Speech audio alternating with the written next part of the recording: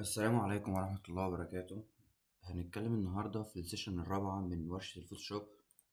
النهاردة هنتعلم ازاي نظهر البلانات ونعمل لها برزنتيشن بأي طريقة من الطرق دي وبتولز بسيطة. مش هنحتاج ان احنا نلعب شوية او ان احنا نستخدم تولز كتيرة.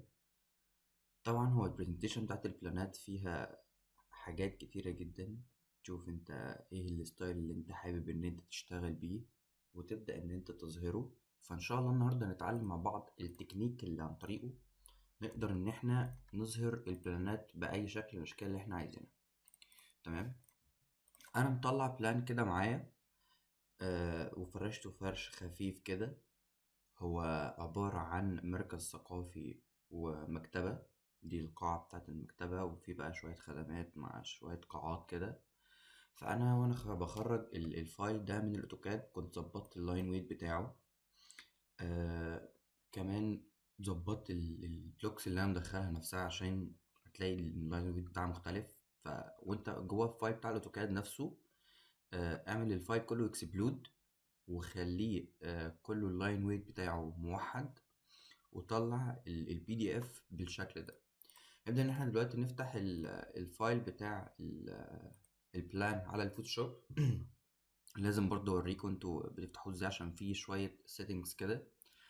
من الحاجات المميزات اللي احنا عملناها ان احنا لما خلينا اللاين ويت موحد، ساعات الفايل لما بيدخل على الفوتوشوب اللاين ويت بتاعه بيكون خفيف قوي. تمام. هو بيظهر لك هنا بيديلك شوية اوبشنز. ان انت عندك هنا دي بيج واحدة في images بتدخل، يعني ممكن انت تدخلها عشان تكون ساعتها مثلا بي ان جي او جي بي جي، ونعرف ايه البي ان جي وايه الجي بي جي. في 3D، الحاجات اللي هي بتاعة الاكسلرومتر او الحاجات اللي زي كده. هنتعرف على كل الحاجات دي قدام، يعني ما تشغلوش بالكم. هو دلوقتي بيقول لك ان انت هتعمل امبورت البي دي اف. هو مظبط لك كل حاجه ومدي لك السايز بتاع الورقه والريزوليوشن بتاعك والكالر بتاعك. احنا طبعا بنشتغل هنا على ار جي بي. وكمان هو مدي لك الريزوليوشن بيكسل بير انش، فهو مظبط لك الفايل كله. وكمان لانه الفايل طالع من الاوتوكاد نفسه مظبوط. تمام. فكل اللي احنا هنعمله ايه؟ كل اللي احنا هنعمله ان احنا هندوس اوك فيبدأ إن هو يفتح معانا. طيب، أنت هنا عندك الفايل مفتوح بس أنت مش شايفه لأن هو دلوقتي على باك جراوند اللي هي البيكسلز اللي بتكون موجودة. تمام. طيب، هو أنا إزاي بعمل زوم إن وزوم أوت علشان الموضوع ده مهم أوي. أنا بعمل زوم إن وزوم أوت عن طريق إن أنا يعني مظبط حاجة هنا كده في السيتنج بتاعتك. هتدخل هنا على edit. تمام. وتنزل تحت عند preferences وتجيب general او دوس كنترول كي على طول. تمام. هتيجي عند التولز وهتلاقي حاجة اسمها zoom with scroll wheel.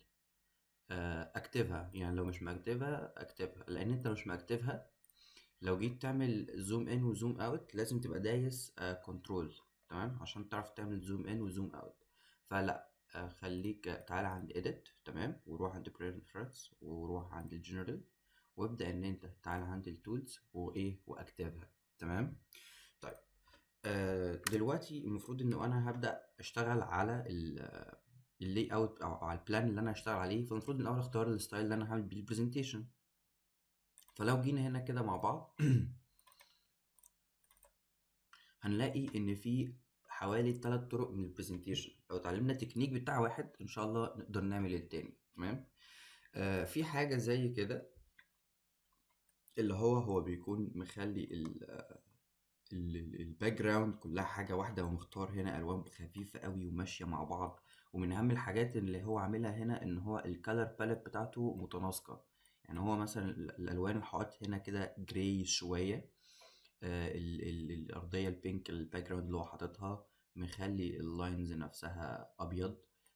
هو بيعمل الفرنيتشر نفسه أو هو بيفرش الحاجات عامل برضو ألوان متناسقة مع الستايل اللي هو شغال بيه. فمن الحاجات المهمة أوي، يعني أنا أعتقد إن الفايل ده لو كان الخطوط دي بدل ما هي أبيض كانت أسود كان هيبقى شكله وحش أوي، يعني ما كانش هيبقى شكله لطيف خالص. فهو أهم حاجة وأنت بتختار، اول حاجه تختار الكالر باليت اللي انت هتشتغل بيها. وانا عامل لكم شويه باليتس كده هبقى ارفعها لكم. وكمان تختار البرزنتيشن اللي انت هتشتغل بيها. تمام. فدي كانت طريقه من الطرق. دي حاجه كانت للسقف بيوضح فيها اللايتنج عامل ازاي. في حاجة زي كده ان هو بيبدأ ان هو يفرش الفراغ بتاعه، يبدأ ان هو يعمل الارضيات نفسها، زي مثلا عامل هنا ارضية باركيه، وعامل هنا ارضية سيراميك، وجا في الحمام هنا عامل ارضية برضو سيراميك، حط هنا ستريبات خشب علشان الديك اللي موجود بره. هنا وهو في الجراج هنا عامل تبليطة معينة، الرصيف نفسه. ازاي ان هو بدأ يفرش الفراغات نفسها، ان هو يحط هنا السرير ويحط هنا مثلا ترابيزة او حاجة، ازاي يبدأ يحط هنا التويلت. ده برضو تكنيك من التكنيكس، ازاي ان هو يفرش اللاندسكيب بالطريقة دي. ده برضو تكنيك من التكنيكس اللي احنا نتعلمها. في برضو تكنيك كمان لطيف قوي، اللي هو التكنيك ده ان هو مختار باليت معينة. زي لو جينا هنا مثلا نلاقي هنا ان ده جراي فاتح قوي، درجة من درجات الجراي فاتحة قوي.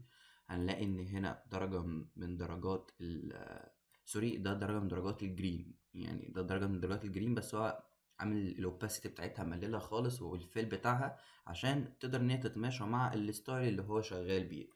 كمان بدأ ان هو يلعب في الحوائط نفسها عشان يظهرها، والاستراكشر اللي موجود. ازاي قدر ان هو يفرش الفراغ، ازاي قدر ان هو يحط الشجر بالطريقه دي. فاحنا النهارده ان شاء الله السيشن النهارده ممكن تكون طويله شويه، ان احنا هنتعلم فيها الثري تكنيكس دول ازاي يتعملوا. تمام. احنا نبدا بالتكنيك ده، هنبدا ان احنا نعرف ازاي ان احنا نقدر نطلع البلان بتاعنا بالشكل ده في الاخر. تمام. ممكن بس نعمل له كروب كده.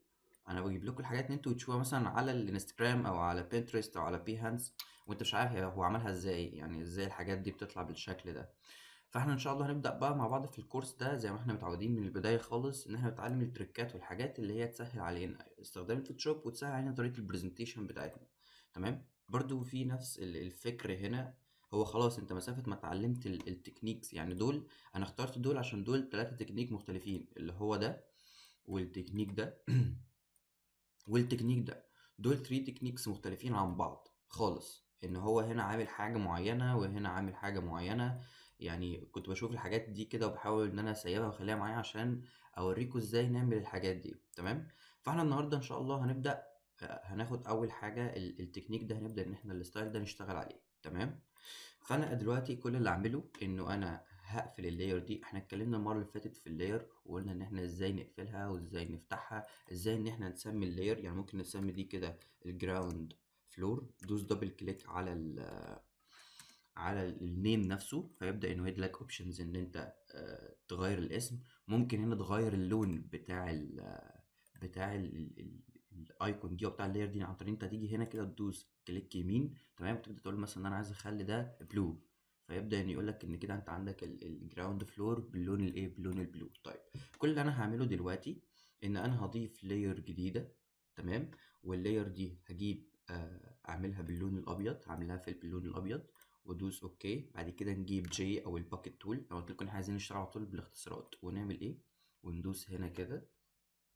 بعد كده نسمي اللاير دي، نقول ان دي هي جراوند، الباك جراوند بتاعتنا. تمام. ونبدأ ان احنا نسحبها لتحت كده ونظهر اللاير اللي فوقيها. هتلاقي دلوقتي ان البلان عندك ظهر، بس تحس ان هو ايه، خفيف شوية. فلو عايز تتقل الفايل او عايز تقل اللاين بتاعك ده، هتيجي هنا عن طريق ايمج، تجيب الادجستمنت، في حاجة اسمها الليفل. الليفل دي هتخلي الانبوتس ليفل بتاعك عالي قوي، تبدأ ان انت ايه، تعليه بالشكل ده. ده هيخلي الكالر نفسه بتاع الالوان بتاعت الحاجه اللي انت مدخلها اعلى. ده الفيل بتاع اللون نفسه اللي طالع معاك هيكون عالي قوي. تمام. هتلاقي الدرجه بتاعت الاسود ده بدات ان هي تكبر شويه، لو انت مثلا عندك مشكله في الحاجه نفسها. تمام. طيب هنعمل ايه بقى دلوقتي؟ هنبدا نيجي اول حاجه ونشوف هو مثلا انت عامل هنا ايه. عامل هنا الحوائط هو مش مديلها حاجه، يعني الحوائط دي هنا كده مش مديلها حاجه، هو لونها بس ابيض. تمام. طيب من الحاجات اللطيفة بقى انك انت مثلا هتيجي اول حاجة تعملها ايه، خليك على طول على طول على طول في لاير جديدة، وانت بتعمل اي شغل موجود عندك خليك في لاير جديدة. تمام. وهنسمي اللاير دي هي الايه، الوولز. اوكي. طيب انا دلوقتي واقف عند الوولز وعايز ان انا اخلي الحوائط بتاعتي نفس الشكل ده. تمام. انا ممكن اكون شايف دي ابيض وممكن اشوفها جراي فاتح. تمام. فاحنا ممكن مثلا نختارها جراي فاتح شوية، فهنجيب الباكيت تول او ندوس جي ونيجي هنا ونبدا ان احنا نختار درجه الجراي الفاتح قوي ده، ونبدا ان احنا نضرب الحوائط دي. طيب في حد هيجي يقول لي هعمل برضو حركه قدامكم كده. في حد هيجي يقول لي انا جيت وانا بعمل بضرب الحوائط ببص لقيت كل حاجه كده اتعملت بالجراي. طب ده ليه؟ هو هنا في طريقتين، تمام. في طريقه انك انت ممكن تيجي بالماجيك واند وتبدا تعمل سيلكشن لكل الحوائط اللي موجوده هنا، تمام، بالشكل ده. وخليك واقف على الجراوند فلور نفسها، تمام. تيجي تبدا تعمل كده، بعد كده تروح جايب جي الباكيت تول اللي انت عايز تعملها وتروح عند البولز وتبدا ان انت تضربها، فهتلاقيها كلها اتعملت معاك بالشكل ده. فاحنا بدل ما بنعمل ده، لا احنا بنعمل حركه ظريفه قوي، تمام. بنيجي عند الوولز ونأكتف حاجه اسمها الكونتينيوس، ونأكتف حاجه اسمها الاول لايرز، تمام. ده بيخلي ان كل اللايرز اللي موجوده فوق اللاير دي بتبقى واخده نفس البروبرتيز، واخده نفس الشكل بتاع اللاير اللي تحت. يعني انت دلوقتي لما بتيجي تعمل لاير جديده من الجراوند فلور هنا كده، اول ما عملت لاير جديده واكتفت اول لايرز، فانت كده خليت كل اللايرز اللي طالعه من الجراوند هي جراوند فلور، تمام، وبتاخد نفس البروبرتيز بتاعتها. فعشان نسهل على بعض فهنختار زي ما قلنا ان احنا نجيب الباكيت تول ونعمل لاير جديده اسمها الوولز، ونأكتف اول لاير ونأكتف الكونتينوس ونأكتف الانتي الايز. هو يعني مش الاثنين دول مش مهمين قوي، بس يعني اول لايرز دي مهمه قوي، تمام. ونبدا ان احنا نعمل الحوائط بتاعتنا بالشكل ده، تمام. عشان يعني لو جيت مثلا غلطت في حته معينه، في حته مثلا لا انت مش عايزها بالشكل ده، تكون معاك ما تضطرش ان انت تمسح وتبدا تعدل فيها، تمام. كده هو الدنيا معانا بالشكل ده. نبدا نعمل الحوائط كلها. ممكن يكون حد مختار مثلا ستايل تاني وعايز يعمل حوائط بلون تاني، براحتك. طيب من الحاجات المهمة قوي بقى ان الفايل بتاعك يكون نضيف. يعني ايه الفايل بتاعك يكون نضيف؟ يعني وانتوا شايفين كده وانا ماشي في البلان كله، انا عمال اسود في الحاجة نفسها وما بلاقيش الحاجة التانية باظت. يعني ما بلاقيش مثلا حيطة تانية باظت هنا، او في حاجة طلعت مع التانية او اي حاجة من الحاجات دي. طب ده ليه؟ ده علشان الفايل بتاعك نضيف. لما تروح مثلا شغل او تروح حاجة فيقول لك ده الواد ده بيطلع فايلات اوتوكاد نضيفة، ما بتتعبنيش وانا بشتغل عليها على فوتوشوب وبعمل لها البرزنتيشن بتاعها. طب ده ليه؟ هوريكم دلوقتي حاجة. يعني مثلا ممكن نبدأ ان احنا نقفل البولز دي، تمام، وهعمل لاير تانية احنا بس نشتغل عليها. هوريكم حاجة بس صغيرة هنا كده، وهروح عند الجراوند فلور وهقطع حتة صغيرة قوي هنا. يعني هدوس اما واجيب من هنا سelection، وهبدأ انه انا اقطع مربع واحد بس صغير من هنا كده، اعمل له ديليت، اوكي، وادوس كنترول دي. انا دلوقتي وانا جاي اسود الحيطة دي، هوريكم دلوقتي ايه اللي هيحصل. انا قلت لكم ان انا اروح عند اللاير الجديدة وابدأ اسود في الحيطة، فاروح جايب الجي مثلا وادوس هدوس هنا. شايفين ايه اللي حصل؟ اللي حصل ان الحته دي كلها باظت معاك. طب ده ليه؟ ده لان الفايل مش نضيف، الحته الصغيره دي مبوظه الفايل عندك، تمام. طب دي علشان نعالجها هنعمل ايه؟ لو انا مثلا من فايل الاوتوكاد مش هفضل بقى كل شويه ارجع لفايل الاوتوكاد واعمل تاني ليه؟ طب ما انت عندك هنا اداه لطيفه قوي اسمها البين تول، تمام. فتقدر تعمل كنترول زد عشان تلغي ده، وتيجي بالبين تول وتروح واخد حته صغيره هنا كده، تمام، تكون باللون الاسود تملى لك البيكسلز دي، تمام. بعد كده تيجي بالجي بتاعتك وتقف عند الوولز مثلا، او تفتح اللاير الجديده اللي احنا قلنا عليها وتروح دايت جي، فتلاقي ان هي كده اتظبطت معاك. بس الافضل انك انت تتشيك من الاول خالص وانت بتشتغل على الفايل بتاع الاوتوكاد ان الفايل بتاعك ان الفايل بتاعك يكون نظيف، ما يكونش فيه اي مشاكل، تمام. برضو هبقول لكم ازاي نعمل دي، يعني ازاي نتشيك ان الفايل كله نضيف ما فيهوش مشاكل او حاجه زي كده. طيب هفتح دلوقتي اللي هي بتاعت البولز اللي احنا عملناها.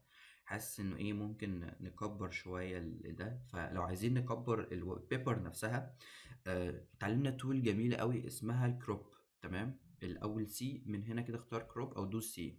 طيب دي بتعمل ايه؟ دي بتبدا ان هي ممكن مثلا تيجي عند الباك جراوند هنا عشان احنا عاملينها فيل، وتبدا ان انت تكبر الورقه بتاعتك شويه، تمام، من هنا ومن هنا عشان ناخد راحتنا بس واحنا واحنا شغالين، تمام. تبدأ تكبر البيبر بتاعتك نفسها شوية، تمام، وتدوس انتر او تدوس من هنا صح، اي حاجة يعني. بعد كده تروح جايب اللون الابيض وتأكد ان انت واقف عند الباك جراوند، تمام.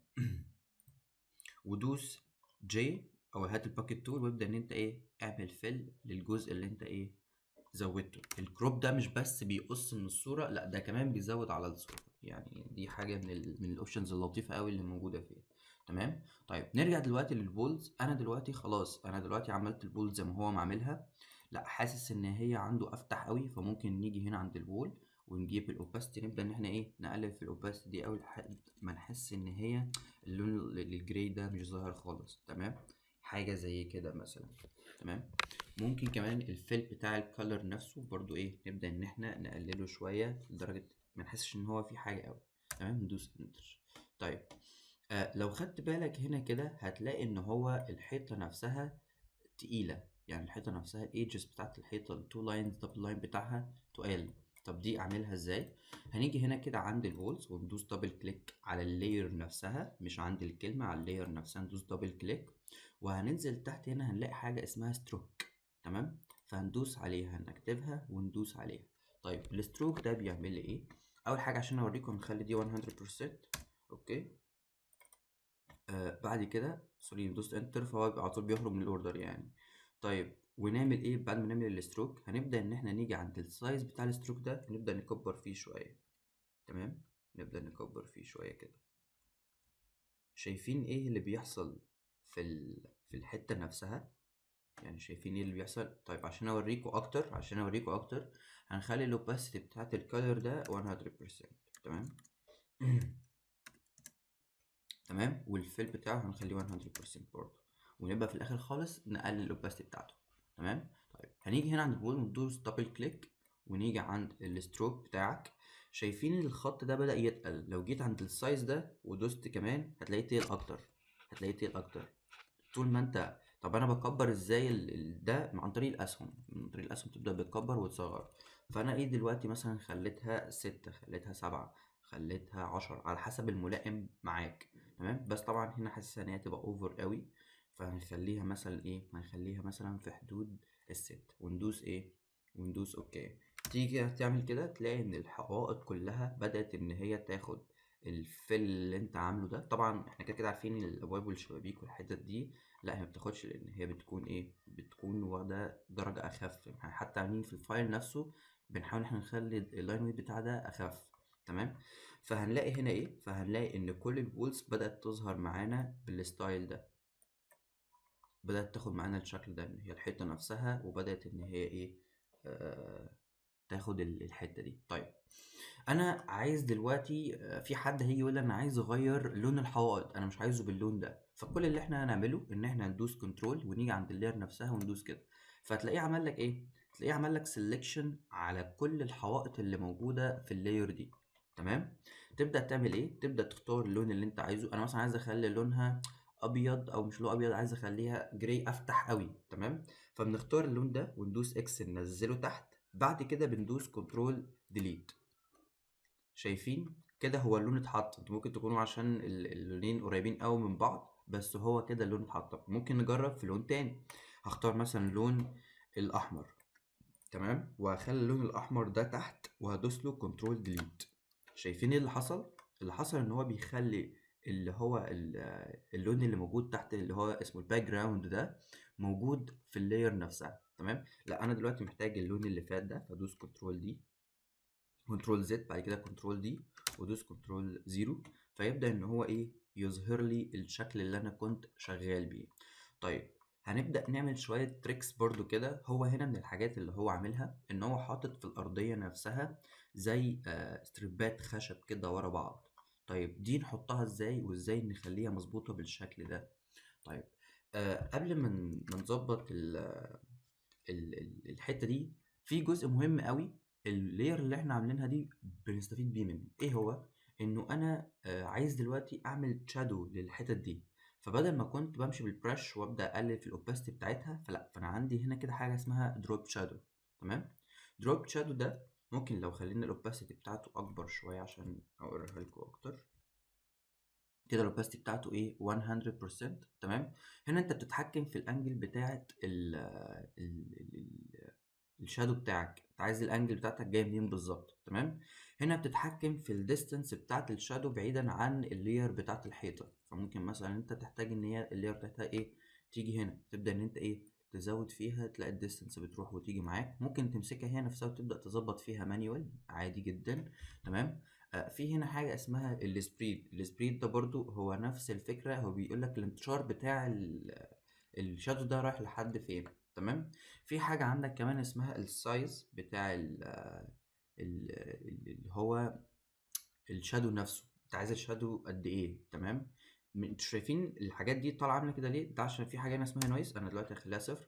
دي كده شارب، فالشارب ده احنا مبنشتغلش بيه قوي. تمام. يعني انت مفيش حاجه، مفيش ظل في الدنيا هتلاقيه شارب بالطريقه دي. تمام. احنا قلنا ان السايز بتاعنا بيكبر ويصغر الايه الشادو نفسه، ده عامل زي السايز اللي هو بتاع لما كنا بنتكلم فوق على الستروك اللي هو بيكبره او يصغره، هو نفس الفكره هنا. فاحنا ممكن نخلي ده مثلا 20، وممكن نقلل فيه اكتر كمان شويه. تمام. والسبيد بتاعك برضو هنحاول ان احنا نقلله شويه، احنا مش عايزينه كبير قوي بالطريقه دي، ممكن نخليه مثلا 40 39 مش فارقه. الديستنس برضو مش عايزين ان هو يكون طالع قوي كده من الحيطه، لا هو ممكن تكون بس ايه حاجه مجرد خفيفه كده. تمام. طبعا زي ما قلنا ان هو مفيش حاجه بتكون بالشكل ده، فهنقول له ايه، فهنقول له ان انا محتاج شويه نويز هنا كده ايه يوشوشوا على الظل اللي انت راميه. تمام. بعد كده هنيجي للاوباستي بتاعتك ونبدا نقللها، ممكن مثلا نبدا نخليها مثلا في حدود 20. تمام. ونبدا نكبر فيها حاجات بسيطه كده. تمام. وندوس اوكي. بس انا هنا مش هدوس اوكي لانه لسه هنظبط كام حاجه كده، فانا هلغي الشادو بتاعي خالص. تمام. وندوس اكس. اوكي. طيب اكزit. طيب هنعمل ايه بقى دلوقتي؟ هنبدا ان احنا نحط الباترن اللي هي موجوده في الارض. طب دي ازاي اعملها؟ برضو نفس الموضوع، نروح نضيف لاير جديده ونقول له ان اللاير دي اسمها الفلور. تمام. وابدا اختار هنا بقى، ركز معايا شويه. هنيجي مثلا عند هنا لو خدتوا بالكم ودي حاجه مهمه قوي في التشطيبات لو حد منكم بيشتغل تشطيبات، انه انا بيكون عندي الخط بتاع السيراميك الفاصل بيكون من جوه. يعني انا لو واقف هنا بكون شايف لحد الباب من هنا وهو مقفول، السيراميك بتاع الكوريدور اللي موجود ده مكمل معايا. تمام. فالحته دي تاخدوا بالكم منها قوي، انك انت وانت حتى برضو في اوتوكاد تحاول تظبط دي. طيب هعمل ايه دلوقتي؟ هروح اجيب الماجيك واند او ادوس دبليو او من هنا اختار الماجيك واند. اوكي. وابدا ان انا اعمل سيلكشن للجزء ده مع الجزء الصغير ده، لانه انا مش عايز الباب معايا. تمام. ولا عايز الكراسي ولا عايز الحاجات دي. تمام. وهعمل ايه دلوقتي؟ هروح اختار اللون الابيض. تمام. واجيب الجي. تمام. وادوس كليكايه هنا. لو خدتوا بالكم في اللاير نفسها في جوه البيكسل اللي هي الجراي دي ظهر حاجه كده، دي الزون اللي احنا فيها دلوقتي. تمام. طيب هنبدا نعمل ايه؟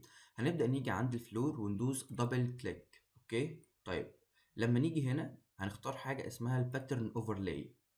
فانا هنا مدخل شويه باترنز، فهنختار الباترن بتاعته نفسها هي اللي هي في الصوره اللي هي الاستربات الخشب اللي واقفه دي. فهبدا انه انا اختار من هنا كده الباترن دي، دوس ايه دوس اوكي. طيب طيب انا دلوقتي ازاي اصلا في عندي باترنز في الحته دي؟ انا ممكن وانا بفتح ماليش عندي غير اللي هي التريز والجراس والووترز، ازاي بقى ادخل الباترنز دي كلها؟ ببساطه بتروح مثلا في برضو مكتبه كده هديها لكم، فيها شويه بلوكات كده لطيفه هنشتغل منها كتير. هقول له مثلا انا عندي بلوكات فوتوشوب حاجه اسمها فلورز، انا هديكوا الفايل ده ان شاء الله يعني. تمام. هعمل ايه بقى؟ همسك مثلا الوود، انا محتاج اخد الاستربات دي، شايف الاستربات دي تبقى مناسبه قوي. فهاجي اروح فاتح الفوتوشوب كده. تمام. ومنزله، واروح ماسك الحته دي واروح ايه فاتحها في فايل جديد. اوكي. هي كده فتحت معايا في فايل جديد. ابدا انه انا هي كده الصوره اللي انا حطيتها ظهرت معايا هنا. هبدا انه انا اعمل ايه؟ هروح عند الايمج، اروح عند الايديت، سوري اروح عند الايديت واقول له اعمل لي حاجه اسمها define pattern، مثلا سميها يا عم فلور. تمام. واقول له اوكي. كده خلاص مش محتاج منها حاجه واقفلها تاني. فتيجي هنا لما تدوس دبل كليك على الفلور نفسها وتيجي تعمل باترن اوفرلاي، هتلاقيها ايه؟ هتلاقيها ظهرت معاك. تمام. هي دي اللي احنا لسه مدخلينها. اوكي طيب، ايه البروبرتيز بتاعت ده؟ البروبرتيز بتاعت ده اهم واحده فيهم اللي ممكن نتكلم عليها الاول هي فكره الانجل. انت دلوقتي عندك الانجل دي مش عايزها بالشكل ده، انت عايزها تبدا تكون فيرتيكال بالطريقه دي. فتبدا ان انت تيجي هنا مثلا تخليها صفر هتبدا ان هي تظهر معاك كده. طب عايز تخليها كده، طب خلاص روح مخليها 90. او مثلا عايزها تكون مايله، فابدا ان انت خليها 45 بالشكل ده. فانت هنا بتحاول ان انت تظبط الانجل بتاعت الباترن بتاعتك على قد ما تقدر. فانا هنا هخليها صفر عشان انا محتاجها تكون كده. اوكي طيب، انا دلوقتي هخلي الاوباسيتي بتاعتها دي 100%. احنا عرفنا كده خلاص الاوباسيتي بتعمل ايه، دي بتقلل الشفافيه بتاعت اللون. طيب، من الحاجات اللطيفه اللي ممكن نهندلها برضو واحنا هنا السكيل. انا عندي السكيل ده هو بيتحكم في السكيل بتاع الايمج اللي انت مدخلها. فممكن نخلي مثلا ايمج السكيل بتاعك ده 100.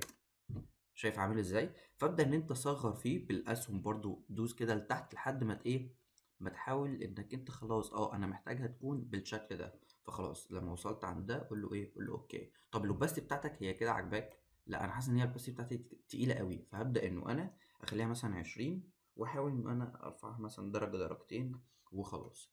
طيب، لو جينا بصينا في الصوره هنا فهنلاقي ان هو عامل حاطط الخشب ده وعامله باللون الجراي. طب ازاي اخلي ده برضو باللون الجراي؟ فنعمل حاجه ظريفه قوي هنا عندي. احنا عملنا زي ما كان عندنا باترن اوفرلاي، عندنا حاجه اسمها كولر اوفرلاي. تمام. طيب انت شايف دلوقتي ان كولر اوفرلاي ده هو بيحط لاير على اللاير اللي هي موجوده وبيخليها سوليد عليها. طب انا مش عايز اخليها سوليد. اتعلمنا حاجة اسمها النورمال والمالتيبلاي والسكرين والحاجات دي كلها. فانا هخلي اللاير اللي انا اشتغل عليها هنا اسمها مالتيبلاي. اوكي. فخدت بالك حصل ايه هنا؟ خلاها تكون موجودة بس اللي تحتيها ظاهر. المالتيبلاي ده زي ما قلنا قبل كده ان هو بيشيل البيز البيضة اللي موجودة تحت ايا كان بقى، تحت اللون، موجودة تحت الايمج، موجودة تحت اي حاجة. تمام. وهنيجي ندوس عند الابيض ده، البوكس الابيض ده، ونختار مثلا اللون الجراي اللي انا عايزه. تمام. بالشكل ده. شوف بقى انت مثلا عايز تقلله، ممكن مثلا نقلله بالطريقة دي شوية. نحاول ان احنا نوازن ما بين ده، ممكن نخلي دي مثلا 100%، ونيجي عند الكالر اوفرلاي ونقلل الاوباسيتي بتاعتك. تمام، بحيث ان هي تظهر معاك بالايه، بالشكل اللي هو موجود في الصورة. تمام، ونقول اوكي كده احنا خلصنا الحتة دي. طيب، من الحاجات الظريفة اللي احنا كنا عاملينها ان احنا مأكتفين حاجة اسمها ايه اسمها الاول لايرز. طيب دي هستفيد منها بايه؟ دي هستفيد منها لما اجي ادوس على جي. لما ادوس على جي باكتفها. تمام. لما اجي ادوس على جي انا خلاص انا عملت حته، مش هضطر ان انا البروسيس اللي انا عملتها اللي فاتت دي اعملها في كله. لا انا خلاص دلوقتي دوست اول لايرز ووقفت عند اللاير بتاع الفلور. فلما ادوس كليك عند اي حته هتبدا ان هي ايه، تتعمل معايا. تمام. نبدا ان احنا ندوس كده لحد ما ايه، ما نعمل الشكل كله بالطريقه دي. اوكي. طبعا السلالم ممكن متبقاش معانا عادي. ممكن ناخد الأرضيات اللي موجودة جوه دي برضو بتاعت الحمامات. هو كله بنمشيه، بحاول إن احنا نمشيه بإيه، بستايل واحد. أوكي. طيب أنا عملت ده وبرضو لسه حاسس إن هو مش واخد نفس الستايل. لأ ده هنا أفتح قوي. فنعمل إيه؟ فنيجي هنا كده عند الأوباسيتي بتاعتك ونبدأ إن احنا إيه، نقللها. تمام. لحد ما نوصل لنفس الإيه، لنفس الدرجة بتاعتك. دي كده تقريبا نفس الدرجة اللي موجودة في الصورة اللي معانا. تمام. نبدأ إن احنا برضو نعمل في الأجزاء دي. تمام. اوكي، نعمل برضو في الأجزاء دي. كده احنا ايه، كده احنا ظبطنا الفايل بتاعنا كله. تمام. طيب، ايه اللي ناقص عندي؟ اللي ناقص عندي لما اجي ابص على الصورة نفسها، الفرش بقى وشوية الحاجات دي. هو عاملها مثلا بستايل معين. يعني انت ممكن نبدأ نعمل الفرش شوية. تمام. ممكن نيجي نعمل لاير جديدة ونسميها مثلا فرنيتشر. تمام. ونبدأ مثلا نختار اللون الجراي. تمام. انا حاسس ان انسب لون هيمشي مع ده اللي هو اللون الجراي. تمام. ممكن نيجي هنا كده نبدأ نختار اللون الجراي. اوكي. تمام. ونجيب جي ونقول مثلا ايه، ان احنا هنعمل الكاونتر اللي موجود هنا باللون ده. بعد كده هنقلل الاوباسيتي بتاعتك ل20. تمام. ونبدأ نقلل فيها اكتر عشان نحاول ان انا انسق الالوان كلها مع بعض. يعني حاسس مثلا ان هي لو كانت في حدود 8 دي ظريفة، ممكن تكون 8 دي شكلها لطيف مع الشكل ده. او لا، حاسس ان هو الكالر فيل ممكن نبقى نلعب في الكالر فيل نفسه ان هو ايه نقلله اكتر. تمام، بحيث ان انا ماشي كل ستايل بحاجة واحدة، فحاسس ان هو كده شكله ايه الطف بكتير وماشي معايا. نفس الموضوع احنا مأكتفين اول لاير، فهنبدأ ان احنا بنفس البرش اللي معانا او بنفس الباكت تول اللي معانا نبدأ نعمل ايه، نبدأ نعمل الفرنيتشر كله. اوكي بالشكل ده. تمام، لو عندي برضو هنا كده المكتب ده. تمام،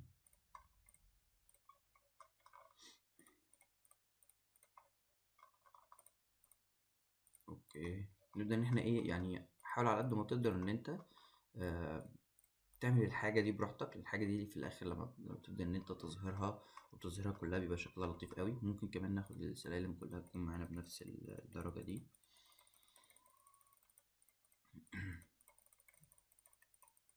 أنت ممكن تكون شايف إن أنا لأ، فكرة إنه أنا أروح وأعمل سيلكشن على الحاجات كلها بعد كده أبدأ إنه أنا أديها اللون بتاعها أو حاجة زي كده أسهل. خلاص يعني شوف اللي هما الاتنين كده كده معانا. بس الأنسب في الستايل اللي احنا شغالين بيه ده هو ده. يعني خليك معايا واحدة واحدة وانا هقول لك ايه الحاجه المناسبه اللي انت تشتغل بيها هنا وايه الحاجه المناسبه اللي انت تشتغل بيها هنا. ممكن نخلي دي برضو كده عشان نمشي الستايل كل واحد. ممكن ناخد ده معانا. تمام، لحد هنا الموضوع شكله لطيف. طيب من الحاجات اللي مهمه قوي بقى انك انت مثلا جيت عند الحته دي وعايز تخليها نفس الباترن بتاعك جوه وانت خلاص طلعت من اللاير، ترجع لللاير نفسها وتروح تجيب اللون الابيض. تمام، وتجيب الباكت تول دوس جي او تجيب الباكت تول من هنا وايه وتدوس كليك فيبدأ ان هو يظهر معاك الحتة دي. يعني ممكن مثلا تكون حتة فاتتك وانت شغال زي ما احنا كنا شغالين كده. خلاص اوكي، يعني كده حاسس ان ايه الدنيا ظبطت اكتر بكتير من الاول. الحاجات اللي ضايفة حيوية في المشروع هنا هي فكرة ايه؟ هي فكرة ان هو عامل الشجر نفسه بالبرش اللي هي موجودة دي ومديلها ومديلها الستايل ده. طب هو عامل الحاجة دي ازاي؟ وبرضو الناس اللي ماشية دي حاجة مهمة قوي. هنبدأ نتعرف عليها دلوقتي. زي ما قلت لكم ان احنا معانا شوية براشز، هندوس على بي وتقريبا رفعت لكم الفايل بتاع البراشز ده. هنبدأ ان احنا نشوف البراشز المناسبة ان احنا نشتغل بيها. طبعا انت عندك دول بتوع الاليفيشنز. تمام، ممكن نشوف البراشز دي اليفيشنز برضو. اوكي اوكي. طيب انت عندك هنا التري بلان دول ودول. تمام، فانا مثلا ايه قلت ان انا هختار دي اشتغل بيها.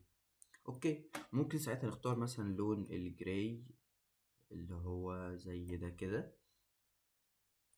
اوكي، ونعمل لاير جديدة ونسمي اللاير دي تري. تمام، ونبدأ نيجي هنا كده نصغر البراش نفسها. احنا مش بنصغر ونكبر البراش عن طريق الجيم والدال. نبدأ مثلا ايه نعمل كده. تمام، اوكي. بعد كده ندوس دبل كليك على التري نفسها ونديلها نفس الستروك اللي كنا بنديه لللاير اللي فاتت. تمام، نبدأ نديلها ستروك كده. الاوباست بتاعتك ممكن تخليها 100 عادي. تمام، وتبدأ ان انت تشوف السايز بتاعك مثلا حاسس ان السايز بتاع واحد هو مناسب ونبدأ نقلل في الاوباستي. وحاجة مهمة قوي ان احنا نخلي البلند مود ده هنخليه مالتيبلاي. اوكي اوكي. طيب بعد كده ندوس ايه، بعد كده ندوس اوكي. كده انا عندي ال الشجر بقى موجود الستروك اللي حواليه ده. ممكن نيجي عنده ونبدأ نقلل الاوباستي بتاعت الكالر نفسه. ممكن نخليها مثلا ايه حاجة زي كده. تمام. ندوس انتر بعد كده كنترول زد. هو ظاهرة في الحتة دي بس. تمام، نبدأ بقى ايه باللاندسكيب بالبراشز بتاعتنا. نبدأ نظهر السايت كله. ممكن مثلا نختار براش زي دي كده. اوكي، ونيجي بالجيمول ده برضه نبدأ نصغر ونكبر في البراش نفسها. تمام، اهم حاجة برضه وانت بتشتغل كده حاسس يعني حاسس الشجرة دي كبيرة اوي وانا حاططها هنا كده. طيب ممكن نرجع هنا نخليه 100%. اوكي، بقى كده ندخل جوه عشان نشوف الستروك. تمام، نشوف مثلا الستروك هنا. لا، الستروك هنا لو كان كده هيكون احسن. في ناس بتستخدم الحاجات دي عشان يظهروا الانيميشن. يعني في ناس لما بتشتغل بالانمي بقى والحاجات اللي زي كده بيبداوا ان هم يشتغلوا بالبراشز والحاجات اللي زي كده عشان يعملوا شكل الشجر ويعملوا شويه الحاجات دي. طيب انا حاسس ان الحاجه دي كلها مش ماشيه معايا، خلاص اخفي اللاير دي واعمل لاير جديده، تمام، واختار تري، اعمل تري مثلا 2 اوبشن 2، تمام، وابدا اختار مثلا اللون الابيض، تمام. بعد ما تختار اللون الابيض واخترت خلاص نوع الشجره بتاعك، تعالى عند التري، تمام، ودوس دبل كليك وشغل الستروك بتاعك، خليه مثلا 1 ملتبلاي نفس الفكره، تمام، ودوس مثلا هنا كده. يعني ابدا ان انت ايه تكبر بقى وصغر في البراش بتاعتك بالجيم والدال زي ما قلنا، تمام. طبعا مش هيكون كله نوع واحد، طبعا نبدا نغير في النوع بتاع البراش نفسها. ممكن مثلا نبدا ايه نعمل حاجه زي دي كده، زي ما قلنا ان احنا بنخليها ايه بنخليها ملتبلاي، وممكن نخلي اللير دي نفسها من هنا كمان ملتبلاي عشان لو في حاجه تحتها مثلا تظهر. اوكي، دوس انتر، تمام. نبدا ان احنا ايه نعمل البراشز دي كده، اوكي.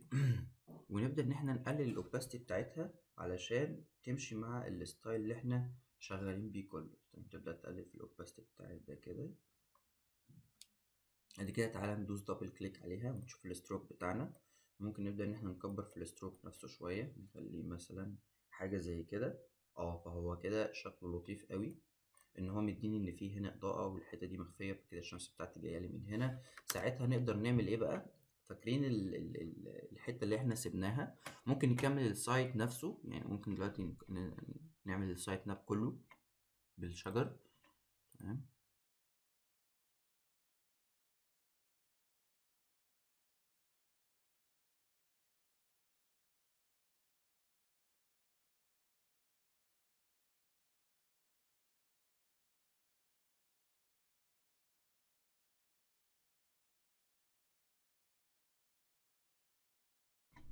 اوكي، طيب انا دلوقتي خلصت السايت كله او عملت السايت كله بالشجر، وسبت الجزء ده عشان هوريكم حاجه معينه كده.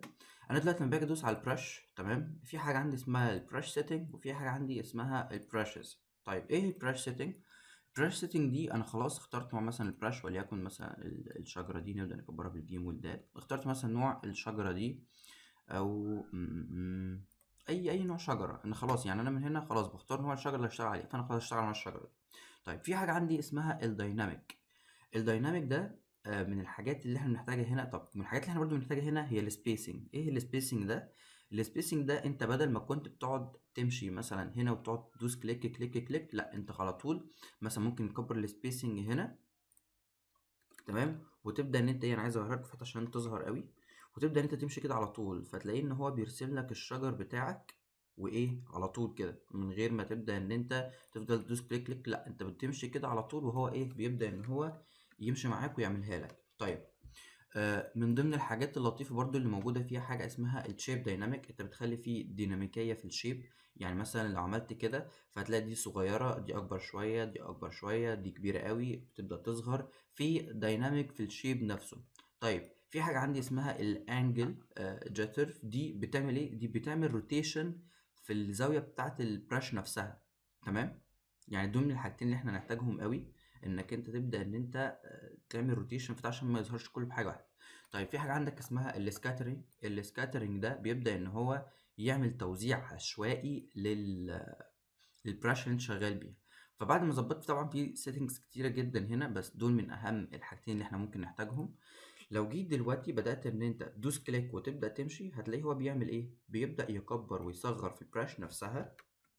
عايز مثلا كنترول زد، واحنا صغرنا البراش شويه عشان نيجي مثلا في حته زي دي كده، تمام. هتلاقي ان هو ايه بيرسم لك البراش نفسها بيكبرها ويصغرها من غير ما انت ما تعمل حاجه، ويوزعها توزيع عشوائي. انا دلوقتي دايس كليك واحده، يعني انا كل ده دايس كليك واحده وماشي، مش بقعد مثلا ادوس 1 2 3، لا انا كل اللي انا بعمله انه انا بدوس كليك واحده وافضل ماشي على اللاين اللي انا عايز اعمله اللاندسكيب بتاعي لحد ما يبدا ان هو ايه يجمع لي شكل الشجره، تمام.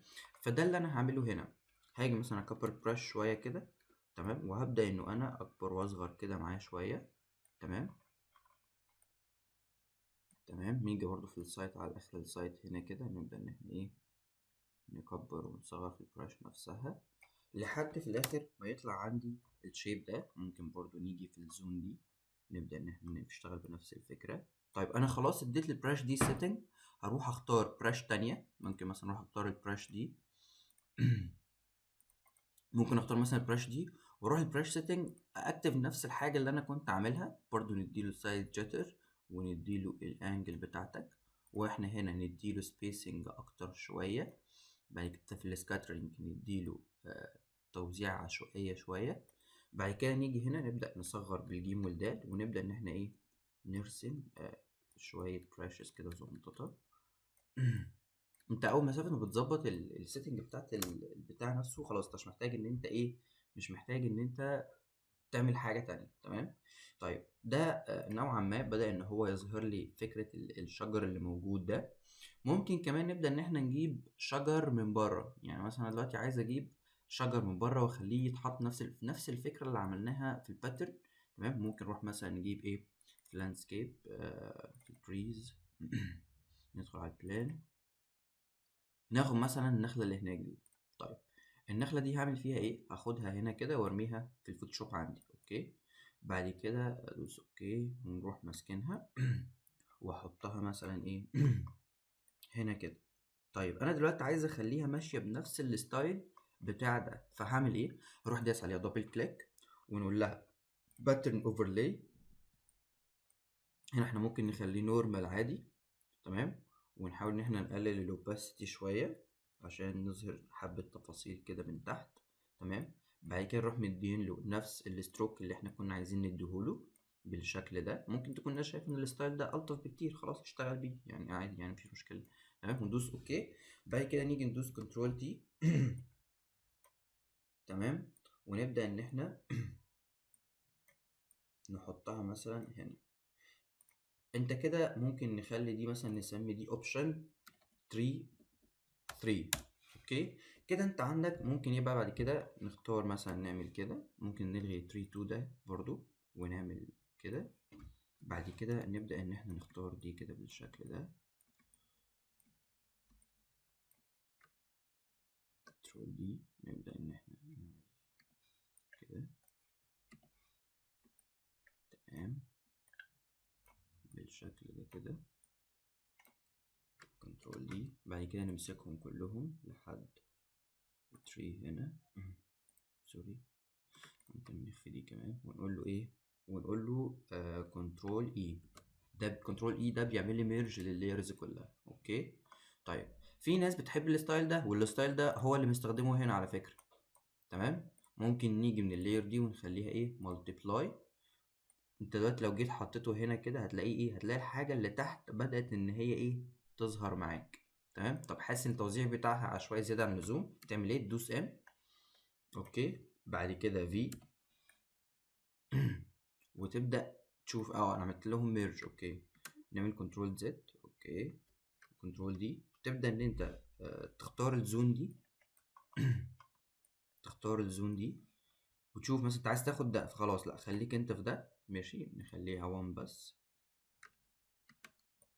تختار ده وتقول له ايه لاير فيا كات. بعد كده تبدأ ان انت ايه تمشي الدنيا دي كده ايه مع الحتت دي بالشكل ده. تمام. في ناس بتحب الستايل ده، في ناس بتحب الستايل ده، في ناس بتحب الستايل ده. يعني كل واحد والستايل بتاعه يشوف هو حابب ان هو يشتغل بأنهي. انا بصراحة بفضل ده لانه ده يعني اسرع، بيخليني انجز في البرزنتيشن على طول. كمان ممكن يعني ممكن مننا كده بقى جوه كده كده ممكن نعمل ايه نعمل حتتين دي برضه عبارة عن بوكس فلاور بالشكل ده. اوكي. ممكن برضه هنا كده تشوف بقى كل الحاجات اللي ايه اللي انت عايز تظبطها وتبدا ان انت ايه تعمل. واخدين بالكم البراش بتعمل ايه وانا شغال؟ البراش بتبدا ان هي تعمل روتيشن لوحدها بس انا اللي بكبرها واصغرها بصراحه، فممكن نخليها تكبر وتصغر مع نفسها. احنا عاملين ده هنا كده ايه فلاور بوكس. اوكي. طيب كده احنا خلصنا ده. خليناه اللي هو بالستايل بتاع الشكل ده. ممكن نبدا ان احنا نشتغل بالستايل التاني عشان نخليه هو نفسه. طيب من الحاجات اللطيفة اللي ممكن نعملها ان نبدأ ان احنا نزود الايه الاليمنتس دي. ايه الاليمنتس دي؟ الناس اللي هي ماشية. تمام. طب دي نعملها ازاي؟ نفس الفكرة اللي عملناها في التري اللي موجودة فوق هنا، اللي هي النخلة اللي احنا عملناها هنا، هنعملها برضو في البيبل. طيب ازاي؟ كده كده اديلكوا الحاجة دي. نروح عند people، شايفين كل الحاجات دي PNG، يعني مش الخلفية البيضاء اللي هي موجودة دي مش موجودة فيهم. تمام، فنبدأ ان احنا ايه ندخل دول كده. تمام اوكي، بعد كده ايه نصغر ده شوية كده بكنترول تي، او اول ما يدخل على طول وعظم ده يظهر معاك كده. تمام، هبدأ كل اللي انا هعمله ان انا هفصل مثلا الراجل ده من هنا. تمام، واعمل له دي لاسترايز. اوكي، بعد كده اقول له لاير فيا كات، واخد العمو ده وايه، واروح مثلا حاطه في الحتة دي بالشكل ده. تمام اوكي، واروح قايل له ايه، واروح قايل له اعمل لي color overlay. اوكي، الكالر اوفرلاي ده هو هيكون نورمال بس هيكون باللون الابيض. اوكي، عشان يظهر معايا بالشكل ده. ممكن نكبر ده شويه، واروح اعمل ايه، واروح اديله ستروك. تمام، بالشكل ده. ممكن نخلي مثلا الستروك بتاعنا 1 أو 2 مثلا. اوكي ماشي، والاوباسيتي بتاعته ممكن نقللها شويه. بعد كده نلغي الحواف اللي كانت داخله من الصوره دي نفسها، نعمل لها ديليت خالص. ايوه بالشكل ده كده. تمام، بعد كده نختار برضو الحتة دي كده. تمام، نحاول هننضف الحتة دي على قد ما نقدر يعني. اوكي، بعد كده نبدأ ناخد الشخص ده ونبدأ ان احنا ايه عن طريق كنترول مع الموف بتاعك، تبدأ ان انت ايه تضيف حيوية في البروجكت نفسه. ان في هنا حكاية بقى، تبدأ تقول انه مثلا في واحد داخل من الباب ده. تمام، والراجل ده داخل من الباب من هنا علشان في حد واقف هنا بيتكلم عن حاجة معينة، وفي قدامه ناس قاعدين. تعال نجيب حد تاني عشان منخليش الشكل ده واحد. تمام، في اللاست تول كده. نبدأ ان احنا ناخد الراجل ده برضو نقول له layer via cut. تمام، ونهبته نفس اللي احنا عملناه مع الراجل ده. مثلا ممكن نخلي الراجل ده طالع من على السلم اللي هناك ده. تمام، نبدأ ان احنا حاسس ان السكريبت بتاعه كبير قوي، نبدأ كنترول تي نعمل له الروتيشن بتاعه. تمام، ونصغر فيه شوية.